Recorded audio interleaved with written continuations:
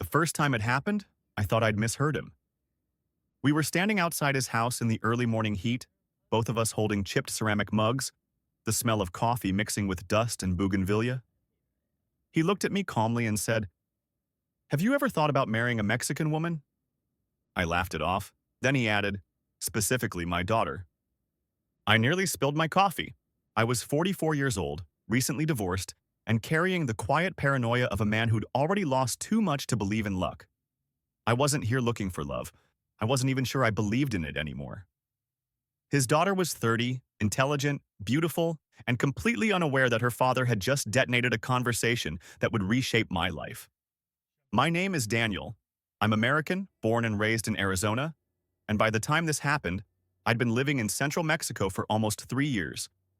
This isn't a fairy tale. It's not advice, and it's definitely not a warning label. It's just one man's experience, what worked, what nearly broke us, and what I had to unlearn to build something real. Before Mexico, my life had already collapsed once. In 2018, I sat in a law office in Phoenix, watching a 12-year marriage dissolve into signatures and silence. There was no betrayal, no screaming fights, just two people who'd slowly turned into critics instead of partners. Arizona isn't forgiving when it comes to divorce. By the time it was done, half of everything I'd built was gone. The money hurt, but the damage to my trust was worse. I walked away convinced of two things. I was bad at choosing, and I was done risking myself again. 6 months later, my mother died. That inheritance, combined with what I had left, gave me something unexpected, an exit. I didn't want another relationship. I wanted distance. Somewhere quiet. Somewhere unfamiliar enough that my past couldn't follow me. That's how I ended up in a modest neighborhood on the edge of Querétaro, thinking I was starting over alone. Yeah, I had no idea I was about to be invited into someone else's family. The man who made the comment was my neighbor, Luis. He was in his early 60s, soft-spoken, always neatly dressed even when doing nothing more than sweeping his front patio. We'd exchanged nods for months before we ever spoke properly. Eventually, those nods turned into short conversations, and those conversations turned into a routine. Coffee in the mornings, slow Spanish mixed with English, long pauses that never felt awkward. Luis had lived in that house for nearly 20 years. He'd worked most of his life managing logistics for a regional transport company and retired quietly after his wife passed away. She died during childbirth, decades earlier. The baby survived. She was everything to him. Her name was Marisol. He spoke about her rarely at first, but when he did, it was with a careful pride. She was 30 years old, worked as an administrative assistant at a medical supply office downtown, and lived across the city with two other women. She visited him several times a week to help with cleaning, groceries, and meals. "She takes care of me," he said once, not with guilt, but with gratitude. The first time I saw her, it was unremarkable in the way important moments often are. She walked past my house one afternoon, carrying a canvas tote, her hair pulled back, earbuds in. She glanced up, smiled politely, and kept walking. That was it. No spark, no dramatic pause. Just a stranger passing through my field of vision. But over the next few weeks, I saw her more often. Sometimes she'd say hello. Sometimes we'd exchange a few words while Luis was inside. She was warm but reserved, friendly without being familiar. And yes, she was beautiful. But what stood out more was how grounded she seemed. No performative charm, no curiosity about my money, my past, or why I was there. I noticed her. Luis noticed that I noticed. That's how the conversation happened. Not suddenly, but inevitably. One morning after she'd left, Luis grew quiet. Then he asked me directly if I was interested in his daughter. I tried to deflect. I talked about the age difference, about my divorce, about not wanting complications. He listened. Then he said something that stayed with me. "In our culture," he said, "a man doesn't give his daughter to someone because he is rich or young. He does it because he believes that man will not abandon her when things become difficult." Then he looked me in the eye and added, calmly but firmly, "If you ever hurt her, we will have a problem." I believed him, and somehow I believed he believed in me too. A few days later, I asked Marisol if we could talk. She already knew why. Marisol met me on my porch like it was neutral ground. She didn't sit too close. She didn't smile too much. She held herself the way someone does when they've seen enough life to know that charm can be a trap. I know what my father said, she told me, before I could stumble through an introduction. I felt my face heat up. He shouldn't have. He's stubborn, she said, and the slightest amusement flashed across her expression. But he thinks he's protecting me. I'm not asking you to marry me, I said quickly. I don't even know you well enough to ask that. Good, she replied, because I don't know you either. That honesty disarmed me more than flirtation ever could. We talked for almost an hour. She asked about my divorce without pressing. I told her the clean version first, then the real one. How small disappointments turned into daily resentment. How I'd spent years feeling like everything I did was being graded. I admitted I'd become suspicious of love itself, like it was something people promised only until it got inconvenient. Marisol didn't pity me.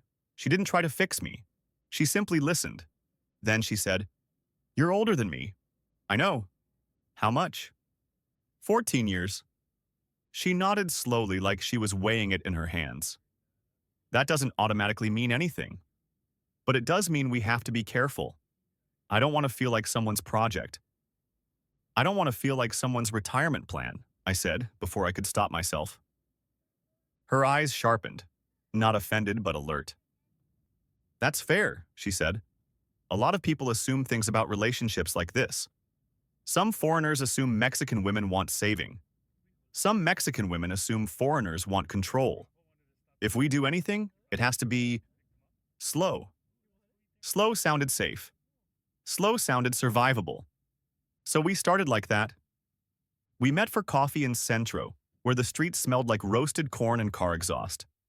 We walked through mercados where vendors called out prices, and Marisol taught me which fruit to choose by scent, not color. We ate quesadillas from a stand near a park and watched families gather like gravity pulled them together. She didn't ask what I owned. She asked what I missed. She didn't ask for gifts. She asked if I planned to stay in Mexico or if I was just hiding. That question hit hard because it was true. For months, we dated without drama. No big declarations, no rushed promises, just a steady rhythm of getting to know each other as real people. Then, around 7 months in, Marisol suggested something that surprised me. I don't want to keep living with roommates forever, she said, and I don't want to keep splitting my life in two. She meant move in together. I hesitated, but not because I didn't want her, because I did. And wanting something again scared me more than loneliness ever had. We didn't move in together right away. Instead, we talked. A lot. Marisol was clear that she didn't want to live next door to her father. Not because of him, but because she wanted us to build something that belonged to us, not something that felt supervised. I respected that. We found a small 2-bedroom house on the south side of the city. Nothing fancy, just clean, quiet, and close enough that she could still visit her father easily. Before the move, Marisol insisted we talk about responsibility. In my family, she said, you don't disappear when things get hard. My father's getting older. I won't abandon him. I wouldn't expect you to, I told her. So we made arrangements. One of her cousins from a smaller town moved in with Luis to help around the house. I covered the initial costs without hesitation. It didn't feel like charity. It felt like continuity. Living together was calm. There was no power struggle, no silent scorekeeping. We split chores naturally. She cooked more than I did. I handled most of the errands and paperwork. We argued occasionally, but the arguments didn't feel dangerous. They ended in conversation, not withdrawal. Then, 8 months later, Marisol sat across from me at the kitchen table, hands folded, eyes steady. I'm pregnant. For a moment, my chest tightened. I was 45. I'd already convinced myself that chapter was over. Not because I didn't want a child, but because I didn't trust myself not to fail again. Marisol didn't panic. We don't have to get married because of this, she said, but I need to know if you want this life. All of it. I didn't need days. I didn't need weeks. I do, I said. I want you. I want the baby. I want the responsibility. We married quietly a few months later. No spectacle, just family, close friends, and a promise that felt deliberate instead of romanticized. Our son was born healthy. I expected fear. What I felt instead was focus. For the first time in years, my life felt anchored. That's when we hit our first real conflict. Marisol went back to work after maternity leave. One afternoon, I suggested, carelessly, that she quit. I can cover everything, I said. You don't need that job. Her expression changed instantly, and that's when I learned that providing isn't the same as respecting. Marisol didn't raise her voice. That was the part that unsettled me most. My job isn't about the money, she said. It's about knowing I can stand on my own feet.